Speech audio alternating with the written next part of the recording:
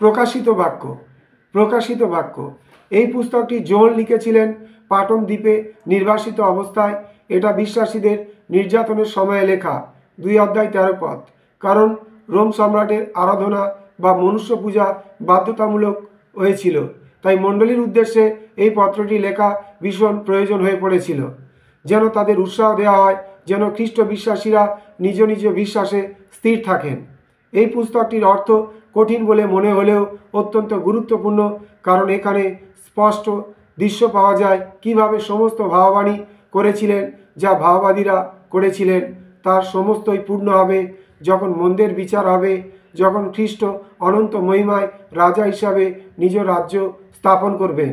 এটি বাইবেলের একমাত্র বই যেখানে বিশ্বস্ত পাঠকদের বিশেষ আশীর্বাদের কথা ঘোষণা করা হয়েছে। 1 অধ্যায় 3 পদ।